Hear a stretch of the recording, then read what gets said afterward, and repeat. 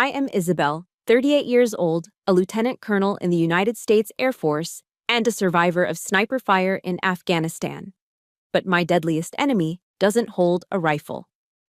She is sitting across from me at the Thanksgiving table, wearing a string of pearls and smiling as I knock over a glass of wine. My right arm jerks uncontrollably, a permanent souvenir from saving my squad. Instead of helping, my sister-in-law, Karen, screams into the silenced dining room, "God, are you drunk at noon again? Aren't you ashamed to wear that uniform?" My parents look down. My brother stays silent.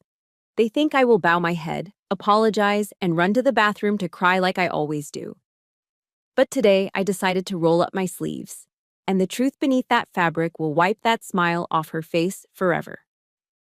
Tell me where you are watching from and hit subscribe if you have ever had a relative turn your most painful weakness into a joke to humiliate you. The drive from the base to my parents' house in Northern Virginia usually takes 40 minutes, but with holiday traffic clogging the Beltway, it took over an hour. That was an hour too long for my right arm.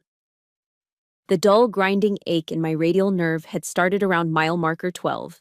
By the time I turned into the manicured subdivision of McLean, my hand felt like it was encased in concrete. I parked my modest sedan behind a gleaming white Lexus SUV in the driveway. Karen's car. Of course. It sat there like a territorial marker, blocking me in. I turned off the ignition and sat in the silence for a moment, gripping the steering wheel with my good left hand. I looked down at my right hand, resting limp on my thigh in its camouflage fatigue. Radial nerve palsy. That's what the doctors called it. I called it the anchor that kept dragging me back to the sand outside Kandahar. A verse from Sunday school drifted through my mind, unbidden. 2 Corinthians 12:9.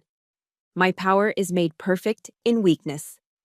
I let out a dry, bitter chuckle that sounded too loud in the empty car. I didn't feel powerful. I didn't feel perfect. I just felt tired. I felt like a soldier who had survived a war only to come home to a battlefield where I didn't know the rules. I took a deep breath, steeling myself not for combat, but for hors d'oeuvres and polite conversation. I walked through the front door, and the smell hit me instantly. Roast turkey, sage stuffing, and the cloying scent of expensive vanilla candles. It was the smell of a perfect American Thanksgiving. "Isabel, you made it." Karen was in the kitchen, standing guard over the oven. She looked like she had stepped out of a catalog for suburban perfection. Cashmere sweater, a string of pearls that probably cost more than my first car, and a smile that didn't quite reach her eyes. "Hi, Karen," I said, trying to keep my right hand tucked unobtrusively into my pocket. "Where's Mom and Dad?"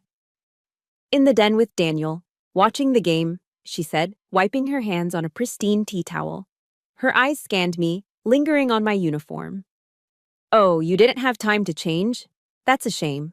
We dressed up." "Shift ran late," I lied. I hadn't wanted to struggle with buttons and zippers alone in the locker room. "The Pentagon doesn't close for holidays." Karen sighed, a sound that managed to convey both pity and judgment. "You work so hard, Izzy. I don't know how you do it, but then again." She turned back to the gravy, stirring it rhythmically. "It must be nice, in a way. Living that bachelor life. You don't have to worry about a mortgage, or getting kids into private schools, or keeping a house running. You just follow orders." The dig was precise, like a surgical incision. You have no life. You have no family. You are incomplete. "I handle plenty of responsibilities, Karen," I said quietly. I know, she waved a hand dismissively. "But it's not the same as managing a household, is it? Daniel is so stressed about the renovation costs. But I told him, you have to spend money to maintain standards." I bit my tongue. The renovation I paid for, I wanted to scream. The $20,000 I had wired to Daniel 6 months ago because he was crying about black mold. Money earned through blood and hazard pay. But I said nothing. I just walked past her, my heavy boots thumping awkwardly on the hardwood floor. 20 minutes later, we were seated. The dining room was suffocatingly warm. My mother had set the table with her best white linen tablecloth, the one she hand-washed and ironed for days. Crystal glasses sparkled under the chandelier. Let's say grace, my father said. We bowed our heads. I peeked at Daniel across the table. He looked tired, his hairline receding, his eyes avoiding mine. He was my little brother, the one I used to defend from bullies on the playground. Now, he wouldn't even look at me because he knew his wife was picking me apart. Amen, the table chorused. Pass the wine, please, Karen said, holding out her glass. The Cabernet. It pairs with the dark meat. The bottle was sitting directly in front of me. My brain sent the command, lift the bottle. Pass it to the right. It was a simple motion. A motion I'd performed 1,000 times before the injury. I reached out. My fingers wrapped around the neck of the heavy glass bottle. I felt the cool glass. I had it. And then, the short circuit happened. A violent spasm shot from my elbow to my wrist. It wasn't a tremble, it was a convulsion. My grip simply vanished. My fingers splayed open against my will. The bottle didn't just fall, it launched. It hit the rim of my water goblet with a deafening clink, shattered and toppled over. Time froze. I watched, horrified, as the dark, blood-red liquid gushed out of the broken bottle. It surged across the pristine, snow-white linen tablecloth. It soaked into the fabric instantly, spreading like an arterial wound, creeping toward the turkey, toward Karen's pearls, toward my lap. The silence in the room was absolute. For 3 seconds, the only sound was the drip, drip, drip of wine hitting the rug. Then Karen stood up so abruptly, her chair screeched against the floor. Jesus Christ, Isabel! Her voice wasn't worried, it wasn't helpful. It was shrill and vibrating with disgust. I'm sorry, I stammered, clutching my twitching right arm with my left hand, trying to calm the spasm. My hand, Your hand? Karen laughed, a cruel, sharp bark. She pointed a manicured finger at me. Stop it, just stop it, look at you. She swept her arm toward the mess. This is the second time this month you've dropped something. You're glassy-eyed, you're slurring your words. I am not. Are you drunk? She shouted, her voice echoing off the walls. My God, Isabel, it's noon. Are you drunk at noon again? Karen, stop, Daniel whispered, but he didn't stand up. He didn't move. No, I won't stop, Daniel. Karen turned on him, then back to me. Her eyes were wide, feigning concern but gleaming with malice. We all know you're struggling, Isabel. But to show up here, in front of your parents, wearing that uniform you're supposed to respect, and getting wasted? It's pathetic. Aren't you ashamed? I looked at my father. He was staring at his plate, pushing peas around with a fork. I looked at my mother. She was blotting the tablecloth with a napkin, looking like she wanted to cry because of the linen, not because her daughter was being gutted. I sat there, frozen. The smell of the wine was overpowering now, sharp and acidic. It smelled like the fermentation of grapes, but to me, in that moment, looking at the spreading red stain on the white cloth, it smelled like iron. It looked like the sand in Kandahar. My arm gave one last, violent twitch, as if agreeing with the memory. I was a lieutenant colonel. I commanded respect from hundreds of airmen. I had faced enemy fire. But sitting there, watching the red liquid seep into the fibers of the cloth, I felt completely naked. I wasn't a soldier, I was just an inconvenience, a stain on their perfect holiday. And nobody was going to save me. The spreading stain of Cabernet on the white linen didn't look like wine to me anymore. As I stared at the dark red pool creeping toward the crystal salt shakers, the dining room in Virginia dissolved. The smell of roasted turkey was replaced by the acrid stench of burning diesel and copper. Suddenly, I wasn't sitting in a climate-controlled suburban house. I was back in the heat of Kandahar. It was 3 years ago. We were on a routine patrol when the ambush hit. The first RPG struck the lead Humvee, flipping it like a toy. Chaos erupted. Dust, shouting, the terrifying crack thump of incoming fire. Man down! Man down! I saw Sergeant Marquez dragging himself across the exposed road, his leg a mess of torn uniform and blood. I didn't think. Training took over. I sprinted from cover, grabbing his vest to haul him toward the shelter of a concrete barrier. I got you, Marquez! Move! I screamed over the roar of the machine gun. That's when it happened. A single, sharp punch to my right arm. It didn't hurt at first. It just felt like someone had hit me with a sledgehammer. Then came the heat. I looked down. My sleeve was shredded. Blood, bright arterial red, just like the wine on the table, was pulsing out in rhythm with my heartbeat, soaking the desert sand. The sniper's 7.62mm round had torn through my bicep, severing the radial nerve instantly. My hand went dead. It just flopped there, useless, like a puppet whose strings had been cut. I didn't scream. I just stared at it, thinking, I need that hand. How am I going to sign paperwork? How am I going to salute? The pain that followed was white hot, blinding. But the fear was colder. It was the fear of being broken, of being less than. Isabel, hello? Karen's sharp voice snapped me back to the present. The sand vanished. The blood turned back into wine. I blinked, my heart hammering against my ribs. Are you even listening? Karen huffed, crossing her arms. I asked if you were going to clean this up, or if you expected the maid to do it on Monday. I looked at her, really looked at her. It was hard to reconcile this woman with the girl Daniel had married 10 years ago. Back then, Karen was a second-grade teacher who shopped at Target and laughed at Daniel's bad jokes. She was sweet, but Northern Virginia had changed her. Or maybe it just revealed who she always wanted to be. The transformation started when they moved into this neighborhood. It was subtle at first, a leased BMW instead of the Honda. Then came the obsession with the right preschool. Then the country club membership that cost more than an E4's annual salary. To Karen, my military career wasn't service. It was blue-collar. It was dirty work. In her world of lawyers, lobbyists, and defense contractors who never left their air-conditioned offices, actually wearing the uniform and getting dirt under your fingernails was something lower class. I'll get a towel, I said, my voice hoarse. I stood up, my legs feeling shaky. As I walked to the kitchen, I passed the granite island, a massive slab of imported stone that shimmered under the recessed lighting. I ran my good hand along the cold edge. This island, this kitchen. 6 months ago, Daniel had called me, panic in his voice. Izzy, we have a problem. The inspection found mold in the walls. We have to tear it all out. It's going to cost 20 grand. We don't have the liquidity right now.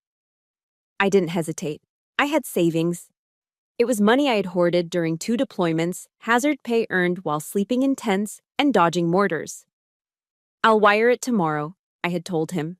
Just pay me back when you can. Take care of the house. I wired $20,000 the next morning. 2 months later, I came over for dinner and saw this kitchen. The walls hadn't just been fixed, they had been knocked down to create an open concept. The appliances were professional-grade Viking ranges. The countertops were this obscene, sparkling granite. Do you like it? Karen had beamed, showing it off. It really elevates the home's value. She never mentioned the mold. She never mentioned paying me back. She just assumed that my money, my combat pay, was her renovation fund. To her, I was just a resource to be mined. A single woman with disposable income and no real family to spend it on. I grabbed a roll of paper towels, my grip tightening until the cardboard tube buckled. Why did I let them do this? Why did I keep giving? I looked over at Daniel in the dining room. He was whispering furiously to Karen now, probably trying to de-escalate her, but not daring to defend me. She's drunk, Daniel, I heard Karen hiss. Look at her eyes. She's unstable. I don't want her around the kids if she's going to be twitching and dropping things. She's not drunk, Karen. It's her nerve damage, Daniel murmured, his voice weak. Then she should get surgery, or therapy, or something. It's embarrassing. Daniel sighed. He looked defeated. I remembered a conversation we'd had last Christmas, out on the porch. I'm sorry she's so hard on you, Izzy, he had said, nursing a beer. She's just under a lot of pressure. The other moms at the club, they're vicious. If you don't have the right vacation photos, the right clothes, she feels like she's drowning. Just let her have her moments, okay? For me? For me. That was always the plea. Be the bigger person, Isabel. Take the hit, Isabel. You're strong, she's fragile. But I looked at my brother now, watching his wife berate his sister, and I realized he wasn't protecting peace. He was protecting his own comfort. He was an enabler. He would rather watch me bleed out emotionally than face the discomfort of standing up to his wife. I walked back into the dining room with the paper towels. I didn't look at Karen. I knelt down on the expensive Persian rug, another purchase that probably came from my bank account, and started blotting the wine. My right hand trembled violently as I pressed the paper into the carpet. It wasn't just the nerve damage this time, it was rage. It was the realization that while I was fighting for my life in a desert, Karen was fighting for social status in a suburb. And somehow, in this house, her battle was considered more important. Her stress over a dinner party was treated with more reverence than my physical trauma. "You're making it worse," Karen snapped, looking down at me. "You're rubbing it in. You have to dab." I stopped. I looked up at her from the floor. For the first time in years, I didn't see my sister-in-law. I saw an enemy combatant. Not one with a gun, but one with a weapon far more insidious: entitlement. She didn't hate me because I was drunk. She hated me because my existence, my scars, my uniform, my single life, challenged her perfect, shallow narrative. She hated me because she owed me, and people like Karen hate being indebted to someone they consider beneath them. If you have ever felt like the family ATM or the emotional punching bag for ungrateful relatives, please hit that like button. And tell me in the comments, have you ever sacrificed for someone who later treated your kindness as a weakness? Type yes if you know exactly how this feels. I stood up, leaving the sodden, red-stained paper towels on the floor. "I'm not drunk, Karen," I said, my voice low and steady, contrasting the shaking of my hand. "And I'm done cleaning up your messes." Karen blinked, surprised by the tone. "Excuse me?" "You heard me." I turned to Daniel. "We need to talk. About the $20,000. Now." The air in the room didn't just get heavy, it solidified. 05 a.m. The alarm on my iPhone blared, cutting through the silence of my Arlington apartment. I didn't hit snooze. Soldiers don't hit snooze. I rolled out of bed, my feet hitting the cold hardwood floor. My right arm felt heavy, like a dead weight attached to my shoulder. It was stiff in the mornings, the scar tissue tight and unforgiving. The shower was easy enough. Brushing my teeth with my left hand was a skill I had mastered 3 years ago. But the uniform. The uniform was always a battle. I stood in front of the full-length mirror, staring at my service dress coat. It hung there, crisp, blue, and adorned with ribbons that told the story of my career. But right now, all I cared about were the buttons. Button 1. My left fingers fumbled with the fabric. Button 2. Okay. Button 3. I needed my right hand to hold the fabric taut. I tried to lift it. The signal went from my brain to my bicep, but it got lost somewhere in the ravaged nerves. My hand twitched, fingers curling into a useless claw. "Come on," I whispered, grit in my voice. "Work. Just work." I spent 10 minutes on a task that should have taken 30 seconds. By the time the last button was secured, I was sweating. My forehead was damp, not from heat, but from the sheer, humiliating exertion of dressing myself. I looked perfect on the outside, sharp, professional, commanding. But inside, I felt like a toddler learning to tie her shoes. I grabbed my keys and headed out into the pre-dawn darkness. The commute on I-395 was its usual parking lot. Red taillights stretched as far as the eye could see. I turned on the radio, tuning into a podcast I had downloaded the night before. Brené Brown's voice filled the cabin of my sedan. Vulnerability is not winning or losing. It's having the courage to show up and be seen when we have no control over the outcome. I gripped the steering wheel with my left hand. Courage to be seen. Was that what I was doing? Or was I hiding? At the Pentagon, hiding was the name of the game. I parked in the massive north lot and walked the long corridors to my office in the E-Ring. The building hummed with power. Generals, admirals, and high-level civilians moved with purpose. Here, weakness was not an option.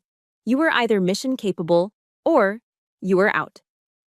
I had a briefing at R90 with a 2-star general regarding logistics for the Pacific Theater. I walked into the conference room, my folder tucked firmly under my left arm. Colonel Barry, the general nodded. Good to see you. Let's hear the update. I stood at the head of the table. I didn't use a laser pointer. My right hand wasn't steady enough. I used the clicker with my left. Sir, as you can see on slide 4, supply chain disruptions are projected to decrease by 15%, I said, my voice steady, projecting authority. But under the mahogany table, my right hand was having a seizure. The stress of the presentation, the adrenaline, it all triggered the palsy. My hand was vibrating against my thigh. I clamped my elbow against my ribs, hard, trying to physically crush the tremor into submission. Don't look down. Don't let them see. If they see you shaking, they'll think you're nervous. Or worse, broken. The general narrowed his eyes, looking at me. For a terrifying second, I thought he saw it. I thought he was going to ask, Colonel, are you fit for duty? Good work, Barry, he said instead. Dismissed. I walked out of the room, my back straight. I made it to the nearest women's restroom, locked myself in a stall, and leaned my forehead against the cool metal door. I was shaking all over now. It was exhausting. It was a performance that never ended. My phone buzzed in my pocket. I pulled it out, hoping for an email from my team. It was a text from Karen. I know you're probably angry, Izzy. But Daniel and I talked. We're really worried about your drinking. I found a great outpatient rehab center in Alexandria. It's discreet. I already sent them your info. Please do this for us. Don't embarrass Mom and Dad anymore. I stared at the screen. The audacity was breathtaking. She wasn't apologizing for the money. She wasn't apologizing for the scene at Thanksgiving. She was doubling down. She was rewriting reality. In Karen's version of the world, she wasn't a thief who stole my combat pay for granite countertops. She was a concerned saint trying to save her alcoholic sister-in-law. It was classic gaslighting. And the worst part? It worked. For a split second, I questioned myself. Did I drink too much? I had a glass of wine with dinner occasionally. Was that too much? Was my hand shaking because of the nerve damage, or was my body failing me in other ways? No, this was the injury. I knew that. The doctors knew that. But Karen didn't care about the truth. She cared about the narrative. If I was the sick one, then she didn't have to be the guilty one. I didn't reply. I couldn't. If I typed what I wanted to say, I would regret it. I left work late, grabbing Thai takeout on the way home. My apartment was quiet. Too quiet. No kids running around. No husband asking about my day. Just the hum of the refrigerator and the sound of the evening news on the TV. I sat on my beige sofa, eating pad thai out of the carton with a plastic fork. My right hand rested on a heating pad, the heat soaking into the stiff muscles. I looked around my living room. It was clean. It was orderly. There were framed photos of my deployments, flags, coins, but it felt cold. It must be nice, Karen had said. Living that bachelor life. Was it nice? I walked into the bathroom to wash my face. I looked at myself in the mirror. The fluorescent light was unforgiving. It showed the fine lines around my eyes, the gray hairs I kept dyeing blonde. I looked at my reflection. Who are you? I whispered. I was a lieutenant colonel. I was a donor to my brother's lifestyle. I was a disappointment to my sister-in-law. But was I a failure? Maybe Karen was right. Maybe I was just a broken piece of machinery that didn't fit into the suburban puzzle anymore. Maybe I was destined to be this, capable but alone, respected but unloved. The silence of the apartment seemed to press in on me, suffocating. I needed to hear a voice that didn't judge me. I needed to be somewhere where a shaking hand wasn't a liability, but a badge of honor. But where? Who would understand this? Who would understand that the strongest part of me was the part that was broken? I turned off the light, leaving myself in darkness. The Walter Reed National Military Medical Center in Bethesda is a place of contradictions. It smells of antiseptic and floor wax, but the air is thick with something else, resilience. I was there for my bi-weekly physical therapy session, but first I had a meeting I couldn't skip. Colonel Avery Butcher was waiting for me in the cafeteria. Colonel Butcher was a legend in the Air Force.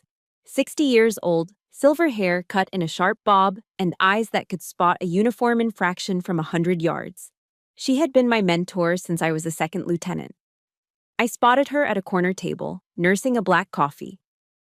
"Colonel," I said, snapping a salute with my left hand before realizing we were in civilian clothes.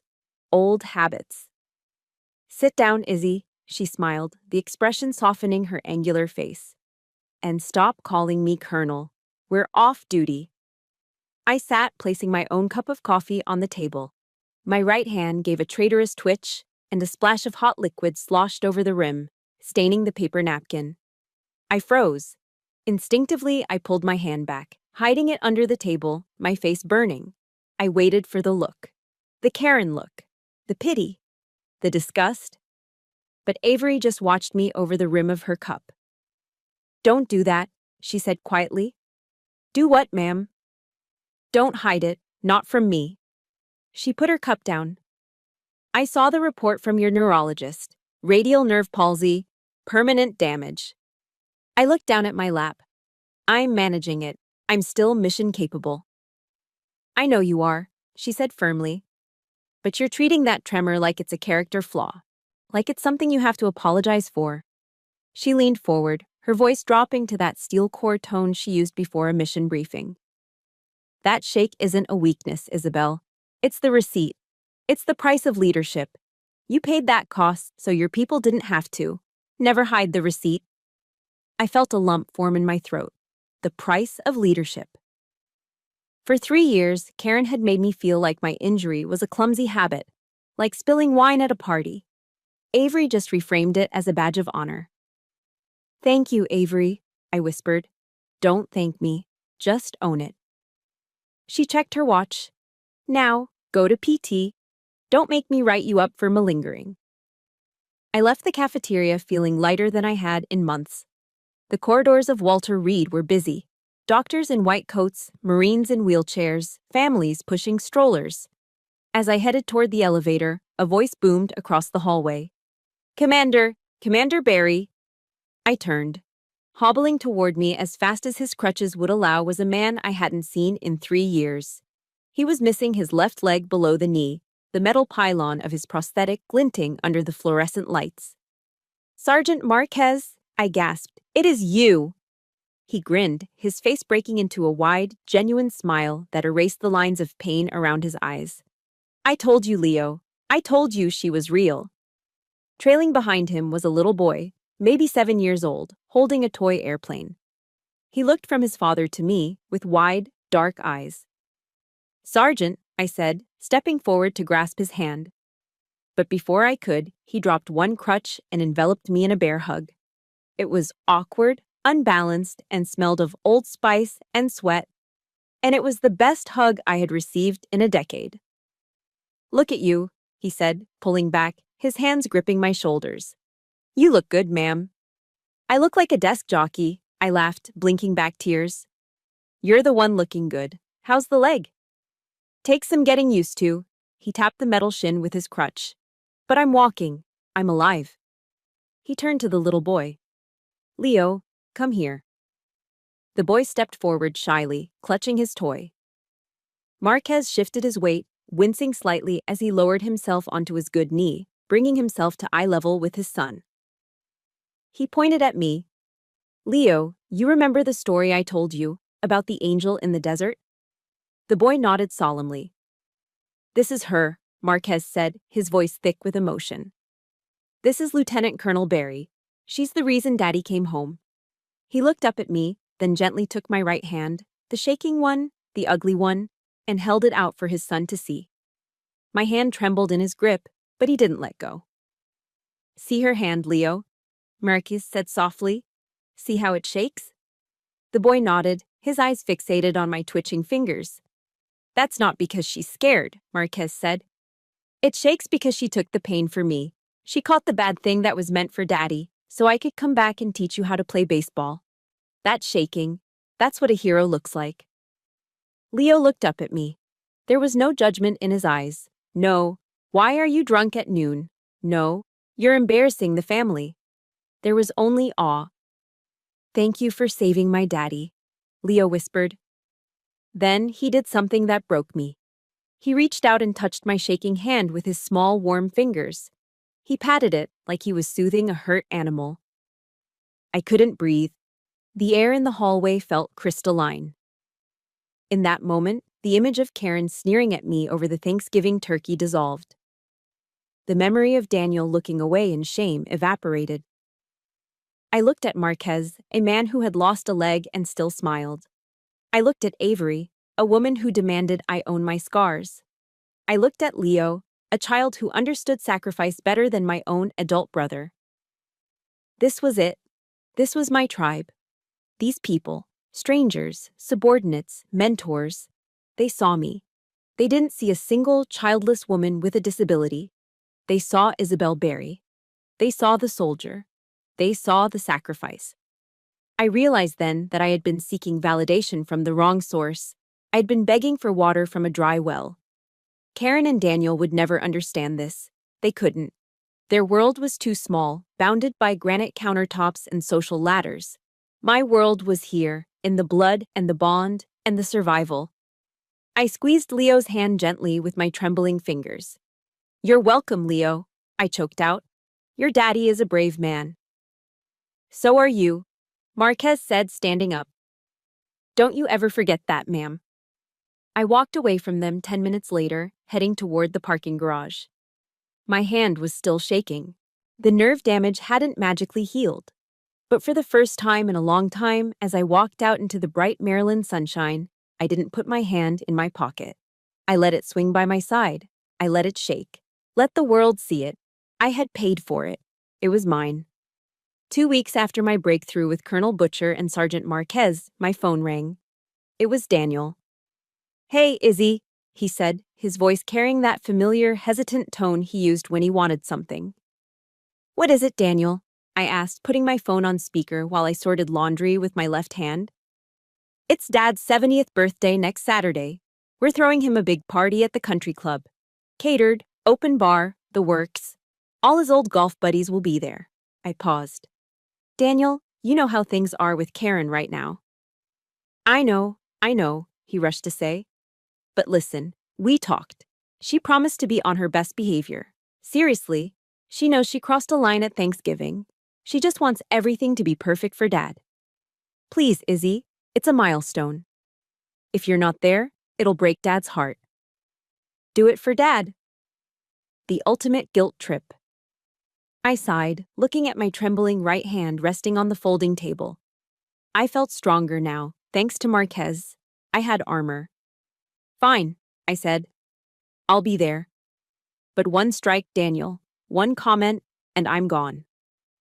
Deal. Thank you, Izzy. Really. I arrived at the country club on Saturday evening, wearing a navy blue cocktail dress. It was sleeveless, exposing the scar on my right arm. For the first time, I didn't try to cover it with a shawl or a cardigan. Let them see.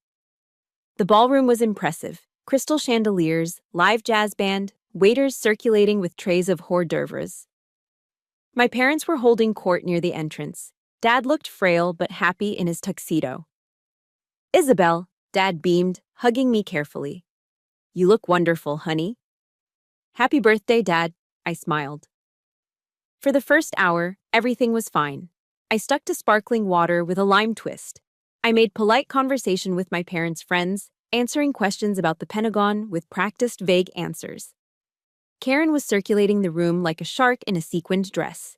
She clocked me immediately, her eyes narrowing at my exposed scar, but she kept her distance. Maybe Daniel was right. Maybe we could get through this. Then, the ambush happened. I was standing near the shrimp cocktail station when Karen approached. She wasn't alone. Walking beside her was a tall, bespectacled man in a sharp gray suit. Isabel, Karen called out, her voice pitched just a little too loud, ensuring the cluster of guests nearby would turn their heads. I'm so glad you could make it. You look stable. I stiffened. Hello, Karen. She turned to the man beside her. Isabel, I want you to meet Dr. Aris. He's a very dear friend from the club, and he runs the Serenity Ridge Center in Loudoun County. I knew that name. Serenity Ridge was a high-end addiction recovery facility, the kind where celebrities went to dry out. Dr. Aris, Karen continued, placing a hand on my left shoulder, the good one, in a gesture that felt less like affection and more like restraint. This is my sister-in-law, Isabel. We were discussing her situation the other day. Dr. Aris looked uncomfortable. He adjusted his glasses. Pleasure to meet you, Ms. Barry. It's Lieutenant Colonel, I corrected him, my voice cool. Right, Karen interrupted with a tight, sympathetic smile. Anyway, Dr. Aris, Isabel has been going through a very difficult time since she came back. The shaking, the mood swings. We're all just so worried about her coping mechanisms. The conversation in our immediate circle died. People were listening. I could feel their eyes, curious, judging, boring into me. Karen, I said, keeping my voice low. This is not the place. Oh, stop being so defensive, Izzy, she sighed, playing the role of the long-suffering martyr perfectly. We're family. We just want you to get help. Dr. Aris said he has a bed opening up next week, and I told him. You told him what? I asked, my heart pounding.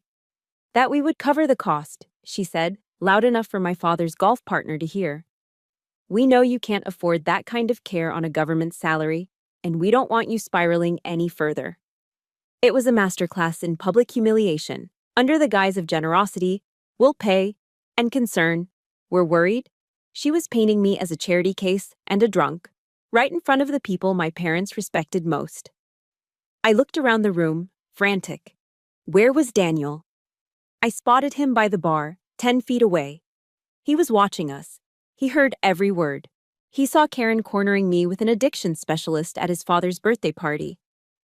Our eyes locked. Help me, I pleaded silently. Tell them the truth. Tell them I gave you $20,000. Tell them my hand shakes because of a sniper bullet, not a bottle of vodka. Daniel held my gaze for 1 second. 2 seconds. Then he looked down at his glass of scotch. He swirled the ice cubes. And he turned his back. He turned his back on me. Something inside me snapped. It wasn't a loud snap. It was the quiet final sound of a bridge collapsing. The brother I had protected on the playground, the brother I'd bailed out financially, the brother I'd loved. He was gone. In his place was a coward who would sell out his own blood to keep his wife happy. I looked back at Karen. She was smiling at me, a triumphant glint in her eyes. She thought she had won. She thought I would crumble, cry, or run away in shame, like I usually did. She thought she had shamed me into submission. She was wrong.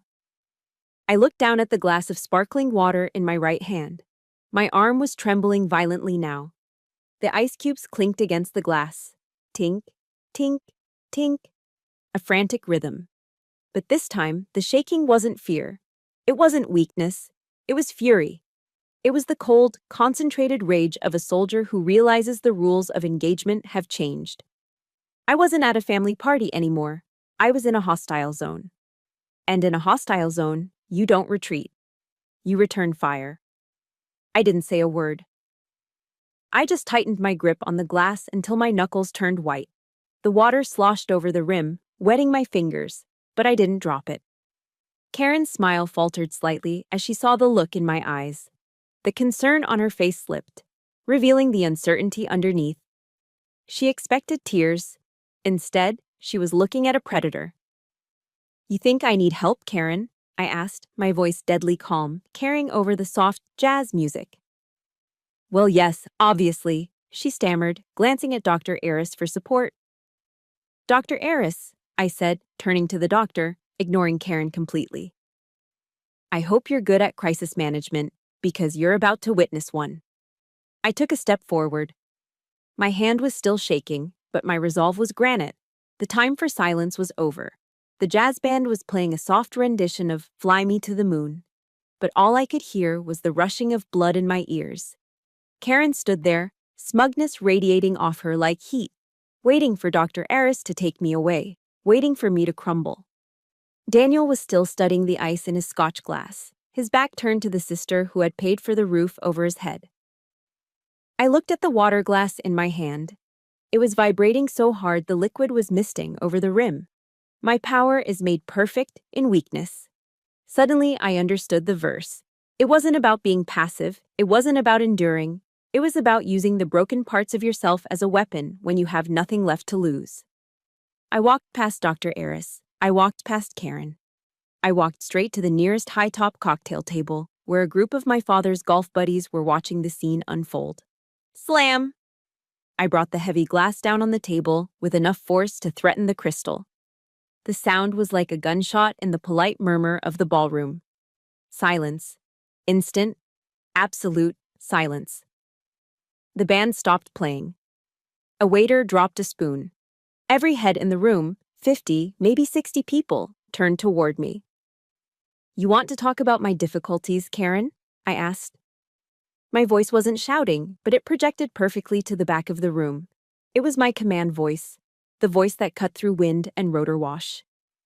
You want to discuss my situation in front of Dr. Eris and half of Northern Virginia? Let's do it. Karen blinked, her smile faltering. Isabel, please, you're making a scene. You're drunk. Stop, I said.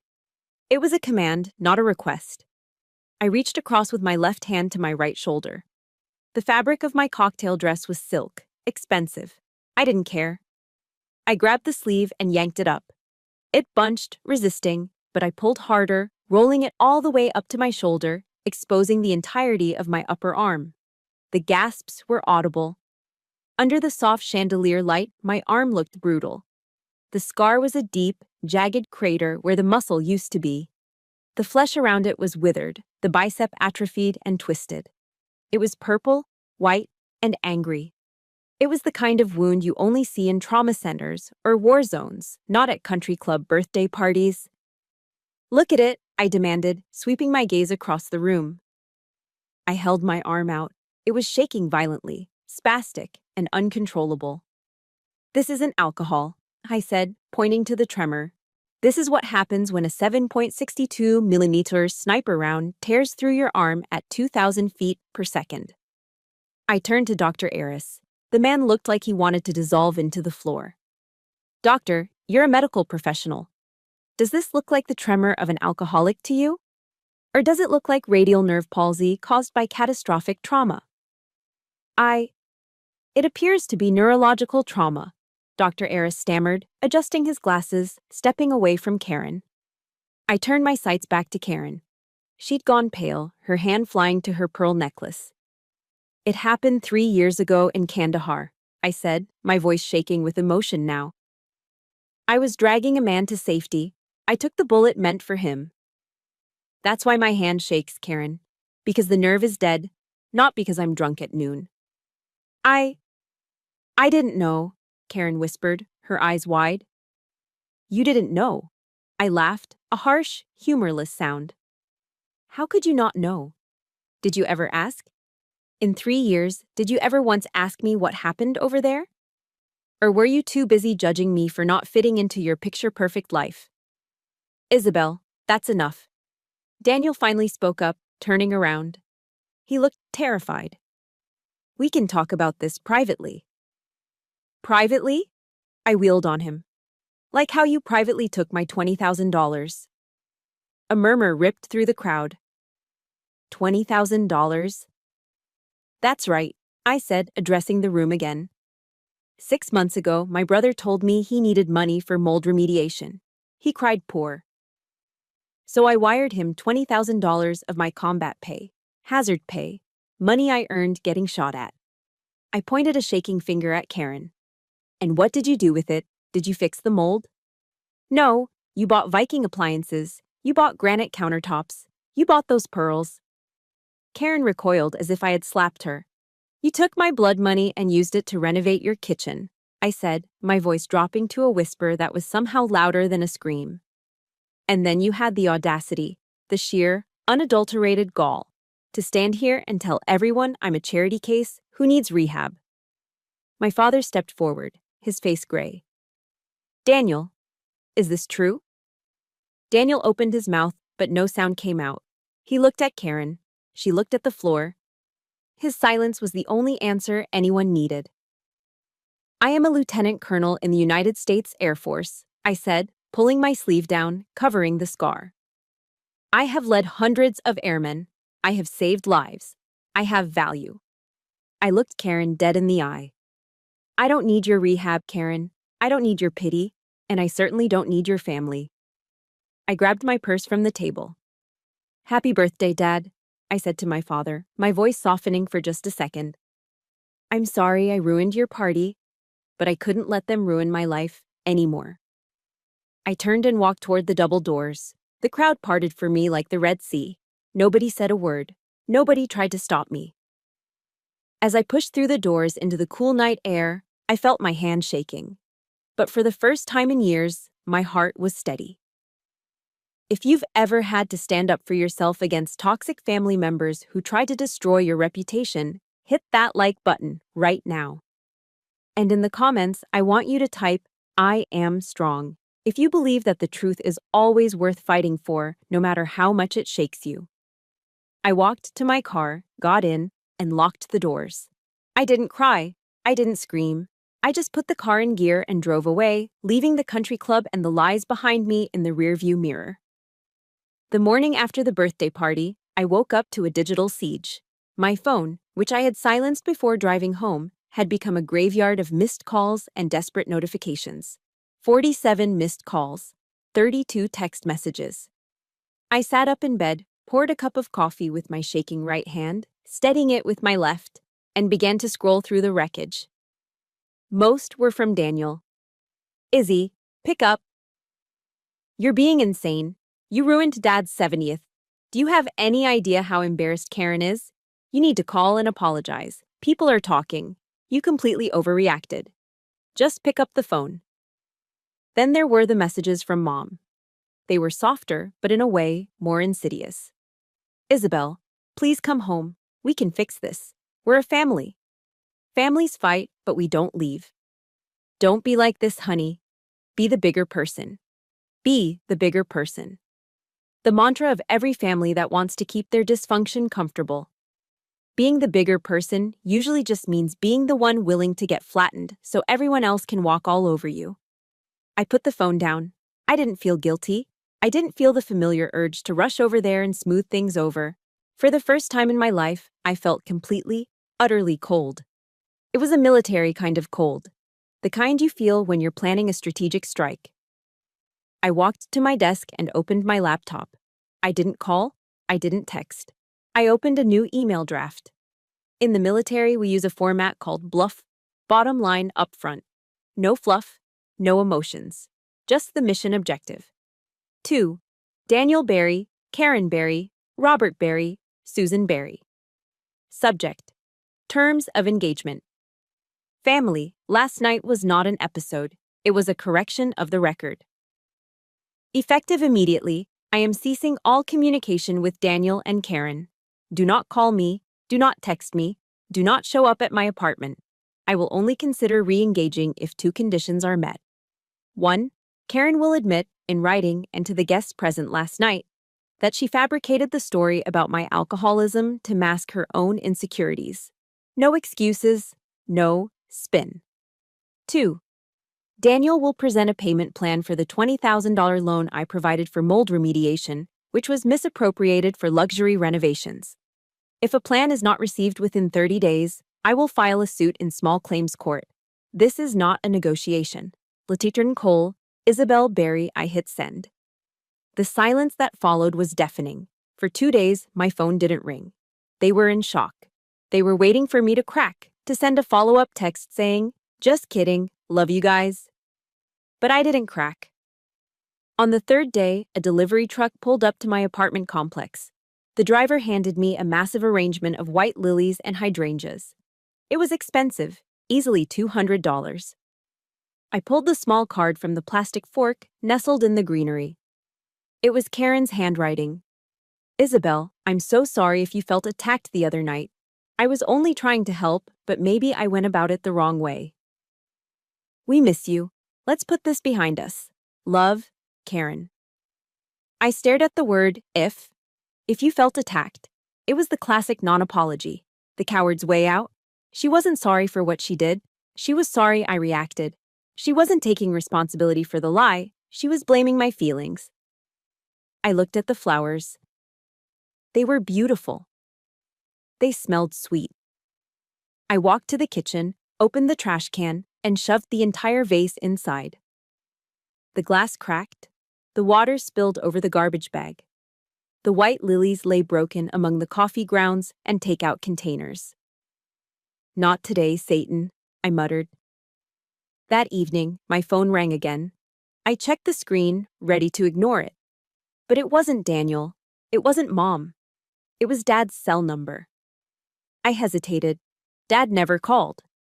Mom was the communicator. Dad was the silent figure in the background, the one who nodded and signed the checks. I swiped right. "Hello? Isabel?" His voice sounded older than I remembered. Thin, shaky. "Hi, Dad." There was a long pause on the other end. I could hear him breathing. "I got your email," he said.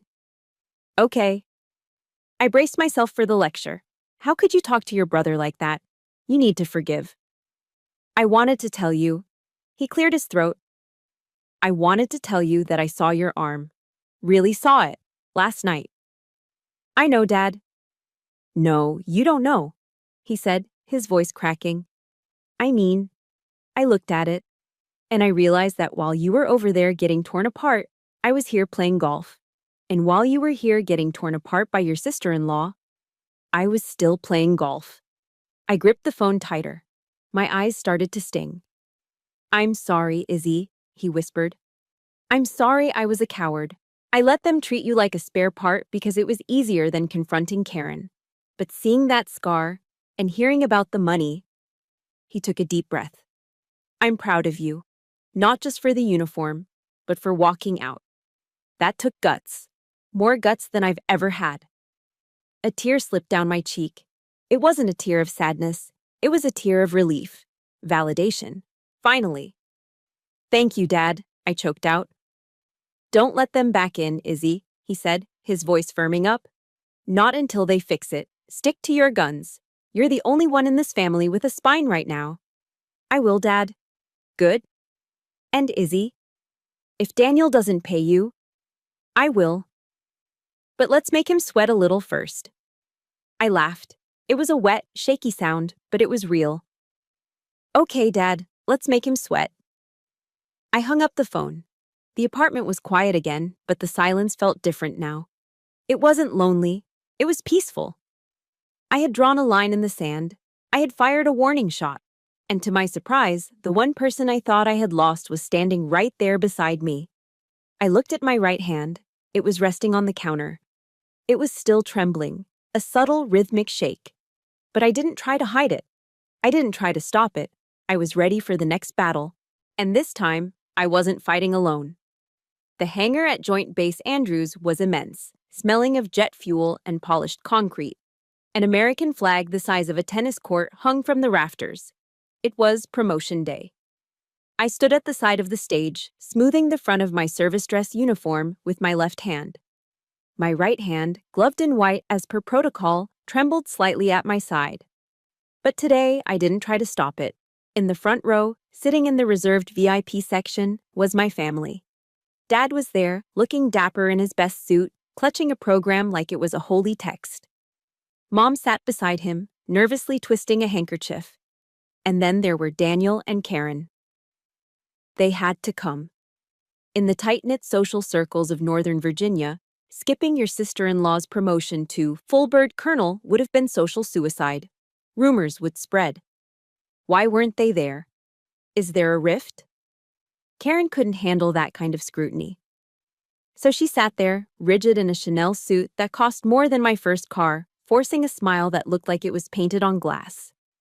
Daniel sat next to her, looking like a man awaiting a sentencing hearing. "Attention to orders," the adjutant barked into the microphone. The room snapped to attention. 300 airmen, officers, and civilians rose as one. The sound of hundreds of boots hitting the floor simultaneously echoed like a thunderclap. I marched to the center of the stage. Major General Avery Butcher stood waiting for me, She looked magnificent, her stars gleaming under the hangar lights. The President of the United States has reposed special trust and confidence in the patriotism, valor, fidelity, and abilities of Lieutenant Colonel Isabel Berry. The narrator read. Avery stepped forward. She didn't just pin the eagles on my shoulders. She stopped the ceremony. She waved her hand, signaling the narrator to pause. This wasn't scripted. She walked to the podium and lowered the microphone. Before we proceed, Avery said, her voice resonating through the silent hangar, I want to speak about the officer standing before you.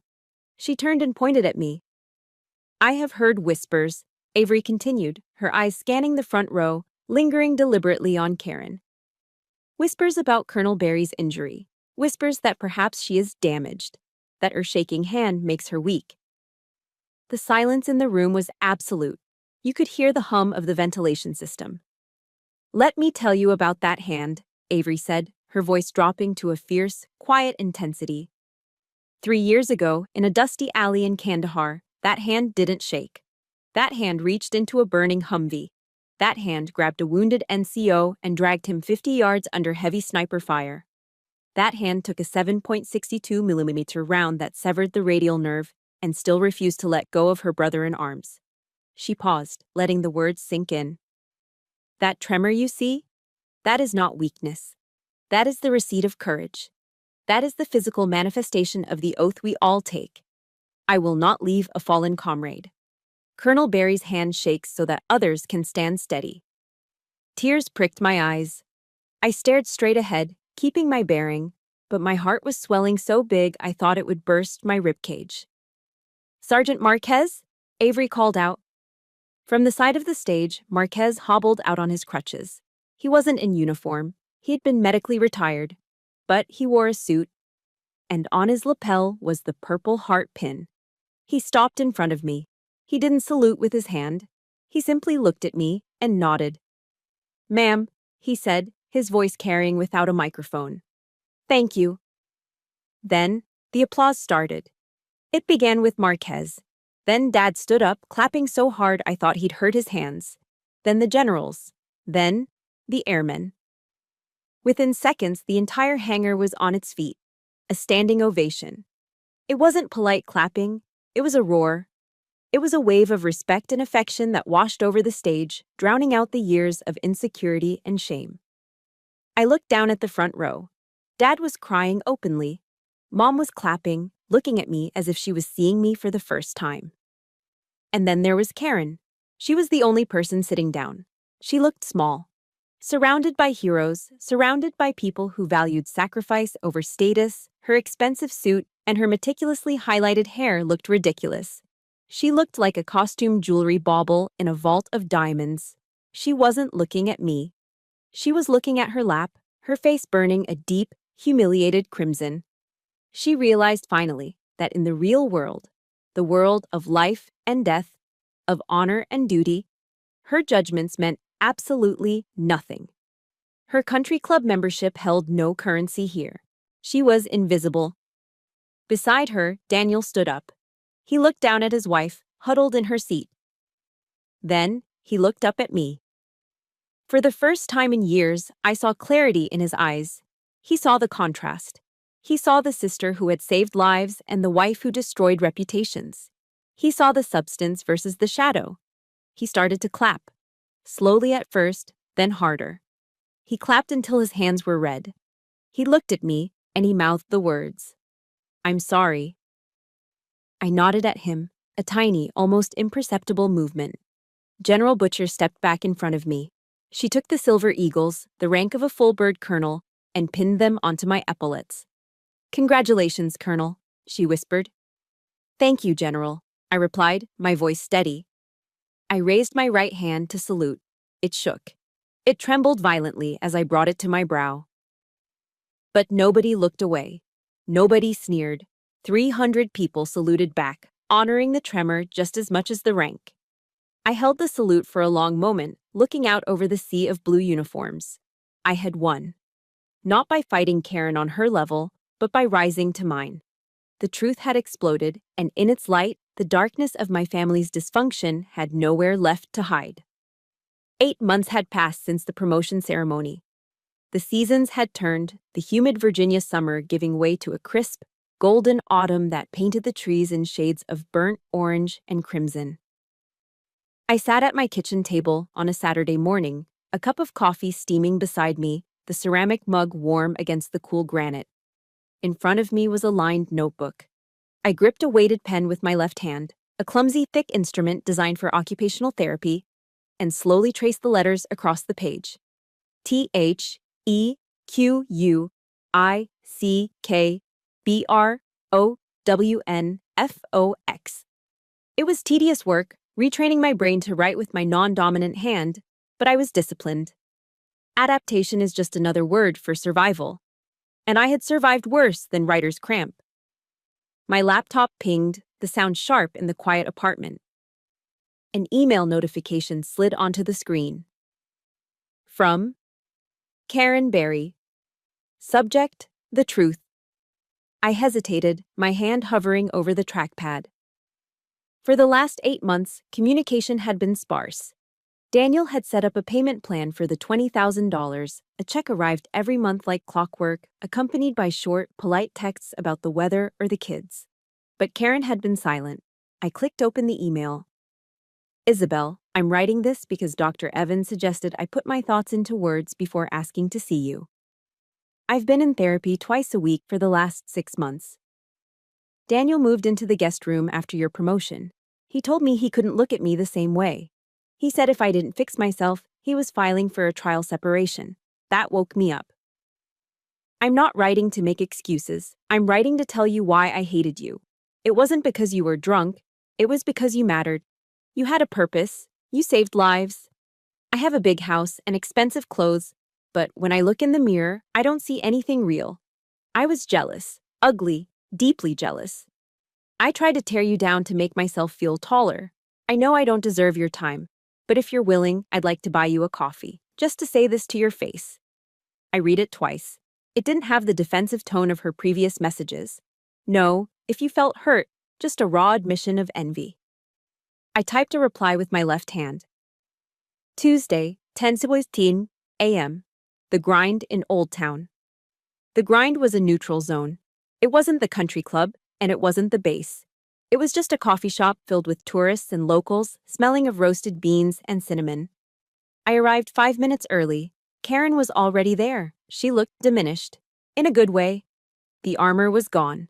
She wasn't wearing her signature pearls or the heavy contouring makeup that used to mask her expressions. She wore a simple beige sweater and jeans, her hair pulled back in a ponytail. She looked younger, but tired, with fine lines around her eyes that she hadn't bothered to hide. When I walked in, she stood up instinctively. She made a small motion, like she wanted to hug me, then caught herself. She saw the wariness in my eyes, the reflex of a soldier assessing a threat, and stopped. Isabel, she said, her voice quiet, barely audible over the hiss of the espresso machine. Karen, I nodded. I didn't offer a hug. I pulled out a chair and sat down. She sat opposite me, her hands wrapped around a mug of herbal tea as if seeking warmth. I noticed she wasn't wearing her massive diamond wedding ring, just a simple gold band. Thank you for coming, she started, looking down at her tea. I didn't think you would. I was curious, I said honestly. Your email was different. It was the truth, she whispered. She looked up, and her eyes were rimmed with red. That day at the ceremony, watching everyone stand up for you, watching Daniel look at you with such pride, it broke me, Izzy. It broke the delusion I was living in. Tears spilled over her lashes.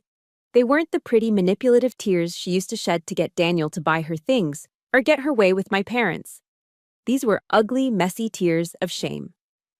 I realized I'm a small person, she choked out, wiping her cheek with the back of her hand. I have all this stuff, but I'm empty. And instead of trying to fill myself up with something good, I tried to empty you out. I tried to make your injury, your sacrifice, into something dirty so I wouldn't have to feel inferior. I watched her cry. A year ago, this sight would have given me a savage sense of satisfaction, vindication. But now, sitting here as a colonel, As a woman who had found her tribe with Avery and Marquez, I didn't feel triumph. I just felt a distant, weary pity. She was right. She was small. And I had been letting a small person cast a very long shadow over my life. I reached into my purse and pulled out a tissue packet. I slid it across the wooden table. "Wipe your face, Karen." She took it, dabbing at her eyes, sniffing. "I'm so sorry. About the money, about the rumors, about everything." I took a sip of my black coffee. The caffeine was sharp and grounding. "I accept your apology," I said. Karen's head snapped up, hope flaring in her eyes like a lit match. "You do? Does that mean—" "Stop," I raised my left hand. "Listen to me clearly."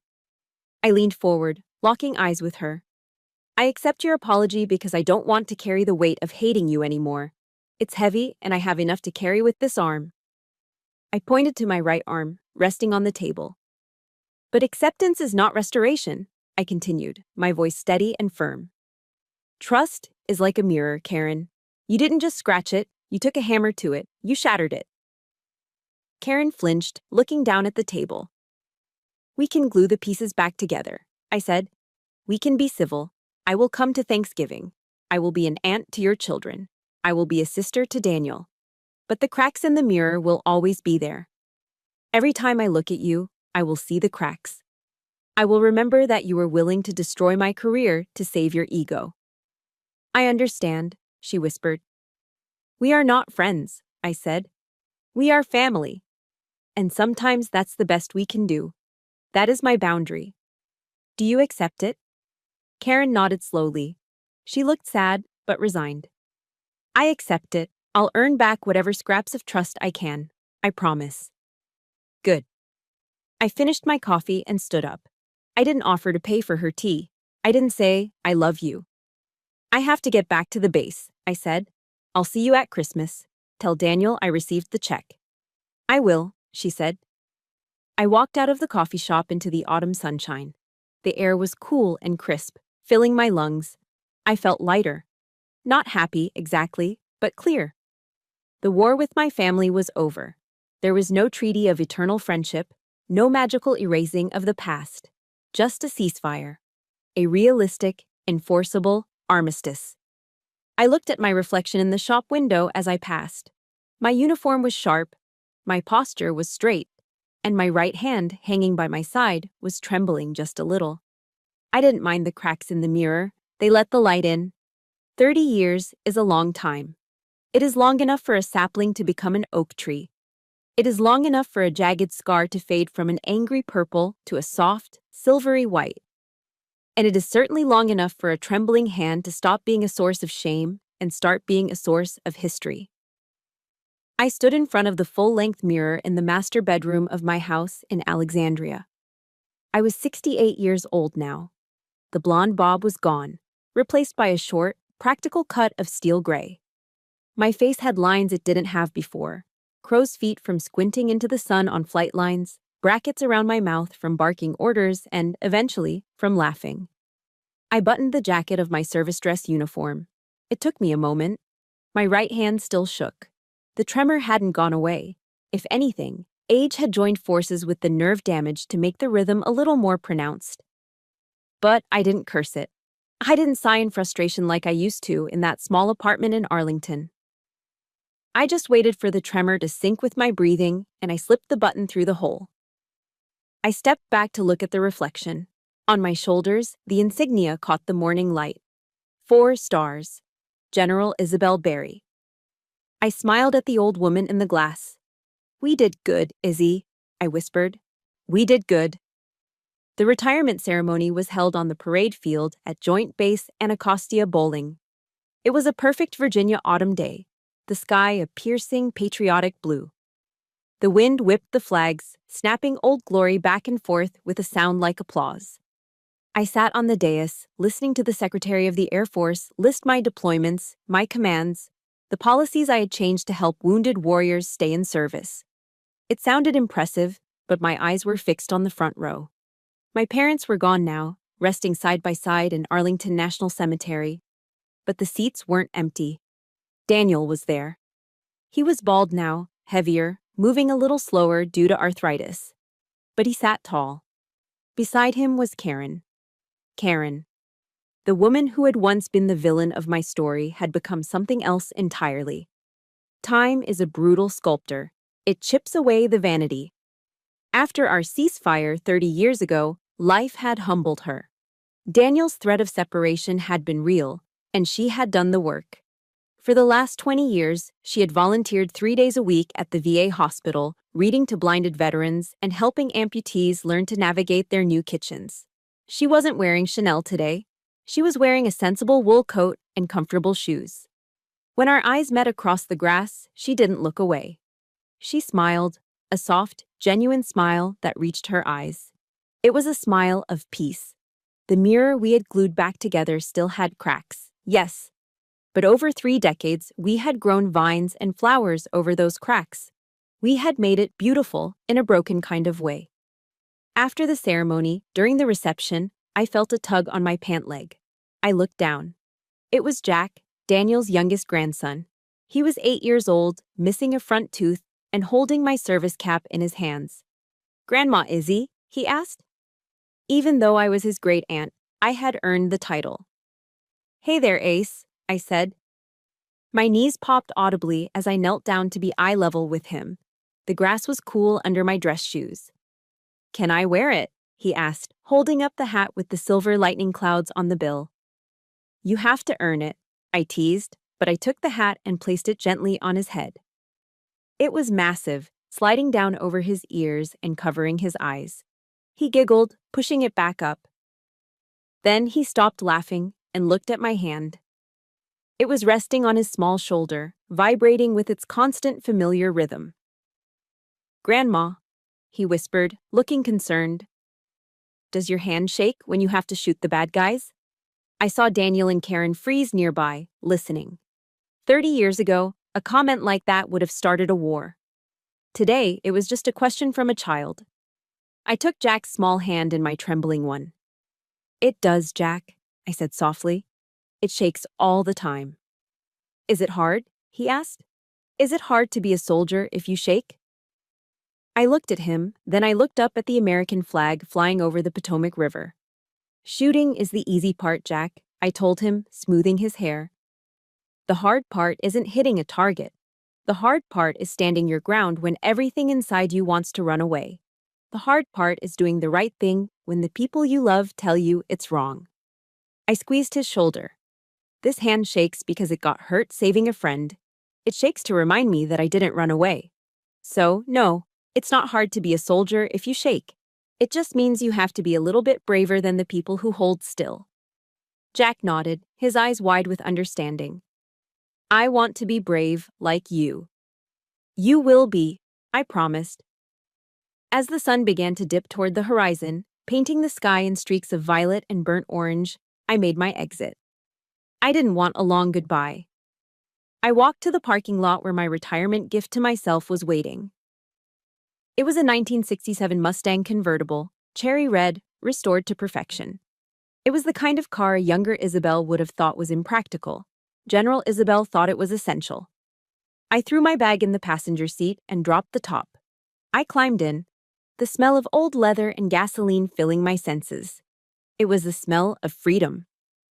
I fired up the engine. The V8 roared to life, a deep, throaty rumble that vibrated through the chassis. I pulled out of the base, merging onto the highway that would take me west, toward the Blue Ridge Parkway. I wanted to drive into the mountains. I wanted to see the sunset from the peaks. The wind tore at my gray hair. The radio was playing an old classic rock song. I felt the vibration of the steering wheel under my palms. I looked down at my right hand. It was gripping the wheel at the 2 o'clock position. It was trembling, just as it always did. Just as it had at that Thanksgiving table. Just as it had in the desert. Just as it had when I signed the orders that sent men and women into harm's way. It was gnarly. It was scarred. It was imperfect. And it was mine. "Thank you," I whispered to the hand, my voice lost in the wind. "You were the heaviest thing I ever carried, but because of you, I learned how to really live." I shifted gears, pressed the accelerator, and drove straight into the golden fire of the American sunset, finally, completely whole.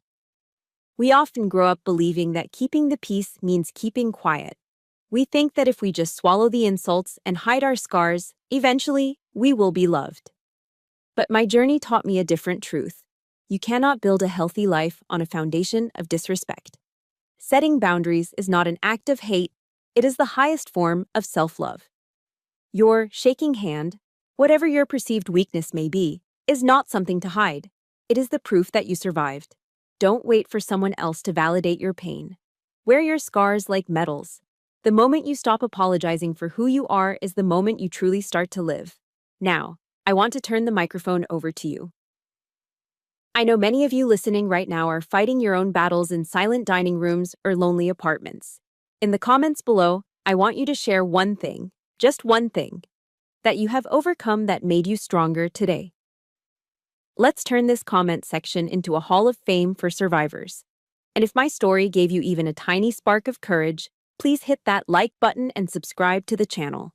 Let's build a community where we don't hide our shaking hands, we raise them high together. I'll see you in the next story.